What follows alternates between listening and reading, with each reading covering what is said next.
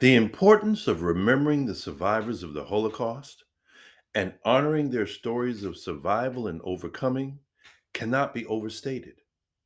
Not only is it imperative for generation after generation of Jewish people to never forget, all people of goodwill, open minds, and open hearts should always remember also.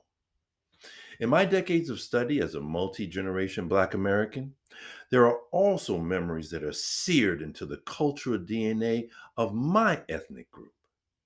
Some of those memories were captured in first person accounts called slave narratives, stories told by the formerly enslaved in their own words. The most acclaimed example is the narrative of the life of Frederick Douglass, which between 1845 and 1860 sold 30,000 copies. Douglass was a prominent public speaker and fierce abolitionist against the inhumane practice of buying and selling human beings as property. During the Great Depression, the Federal Writers Project of the WPA employed writers to capture the first person accounts of formerly enslaved persons. 2,300 interviews were taped from 1936 to 1938.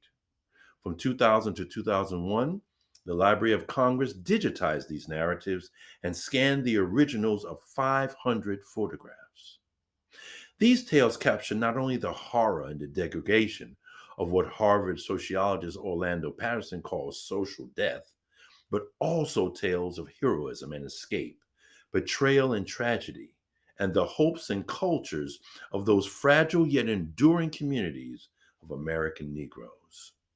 In like fashion, the stories of the survivors of Nazi racism and brutality can demonstrate not only the continuation of the varieties of anti Semitism that's been present for several thousand years, but also the perseverance, the faith, the resilience and brilliance, and the fortitude of the Jewish people.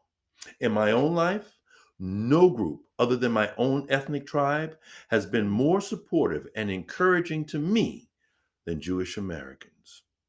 I honor the souls of those lost and the legacy of those who remain. Ancestral memory is a key to unlocking the wisdom wrought by suffering and the fight against bigotry. And as well is a path for us to follow today so that generations to come will be prepared to work together to protect our cultural memories while demonstrating how the human family can indeed flourish together.